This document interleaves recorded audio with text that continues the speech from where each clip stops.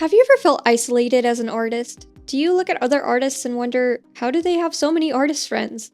What am I doing wrong? Why do I feel so alone? Well, you're not alone. I was that way too. Until a friendly group of art YouTubers decided to knock on my door and say, hey, wanna hang out? Let's be friends. I spent almost a year going solo. I still can't believe it's been 8 months since this whole YouTube thing started. But going solo is very isolating. I just had my husband, his friends, and some very close friends at the time. None of them were content creators, and few were even artists. So I felt bad anytime I blabbed about YouTube analytics or video ideas. It's all I can think about now, so I felt like I was that person who bragged about every little drawing or achievement. I definitely felt like I was being conceited, selfish, and self-centered. I really didn't want to come off that way at all, though. I was just excited to finally be doing something with my life, fulfilling my dreams, and helping people along the way. I just wanted fellow art content creator friends to discuss YouTube analytics, celebrate each other's work, and push each other to be better. That way I could hang out with people who were dealing with similar experiences as me when it came to the highly competitive YouTube scene, without bothering my non-content creator friends about it all the time. Every once in a while I'd find a channel that I absolutely adored, and I thought, well, I have a decent amount of subs on my shorts channel, that should be good enough, right? I'll send them a message.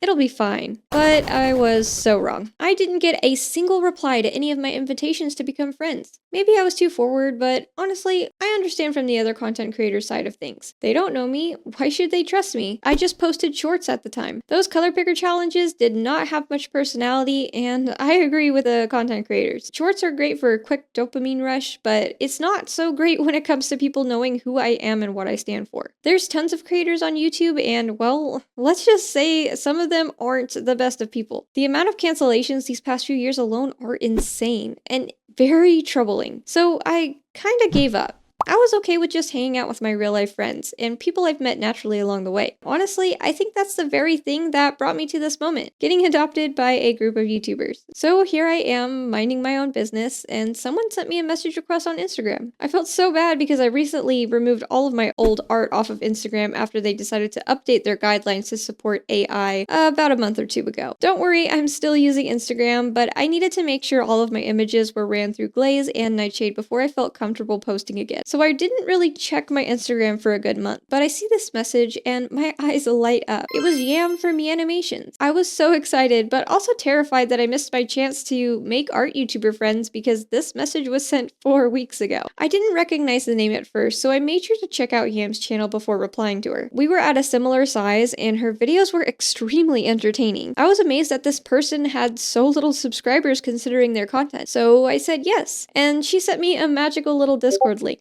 opening my eyes to 12 other content creators with similar sizes to my long-form channel. Psst, I shouted out all my new art buddies in the description. Make sure to check out their channels after this video. I immediately felt nervous. It was imposter syndrome to the max. I was afraid they wouldn't like me, or I would say something stupid. See, I have something called dyslexia. You might have heard of it. I can read really well after a lot of work in school, but I have yet to tackle dyslexia's effect on my vocal cords. I swap pronouns, say the opposite of what I mean, jumble up words, and sound like I'm having a stroke if I'm not on script and edit each of my videos to a T. That's why I put subtitles in my videos, just in case. I've gotten a lot better over time, but if I mess up too much, I risk getting canceled for accidentally misgendering someone or something else. I was absolutely mortified if I'd mess up while recording with the other content creators. But I did the right thing by using this magical thing called communication. And this worked well for me so far, at least with written communication. So I made sure to tell Yam in advance before I meet everyone so she knows about my broken mouth, because I'd hate to immediately lose all my new friends over a pronoun swap. But surprisingly, that didn't push them away,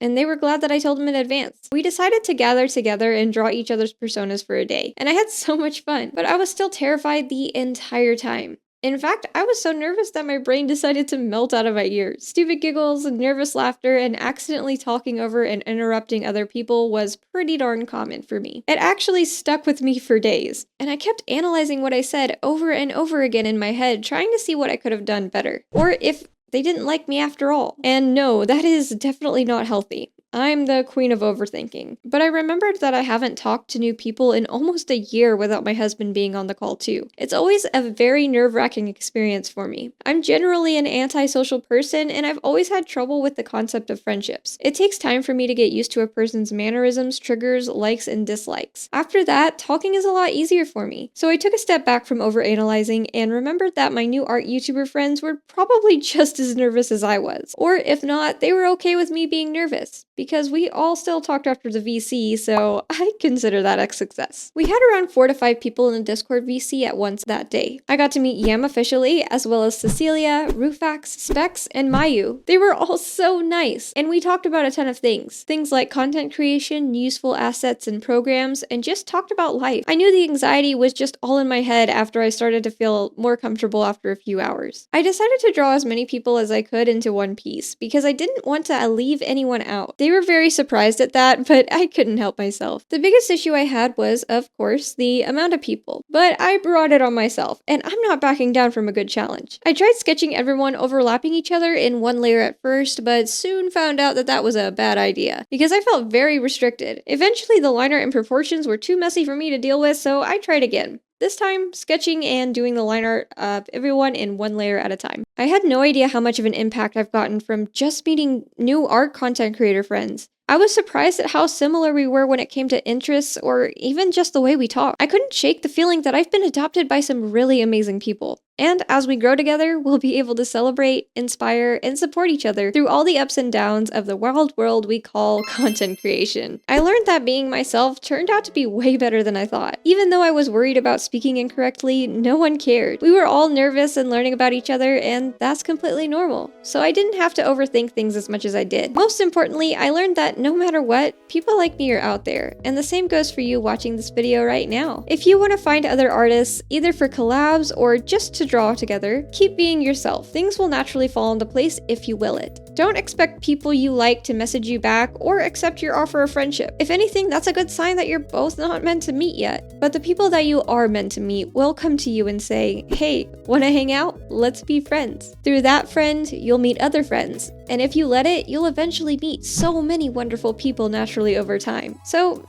don't overthink it. You got this. I hope this story time helped inspire you to find other artists like you, but I'm about to go to bed after a long night of editing. I love each and every one of you, and I'll see you in the next one. Bye bye.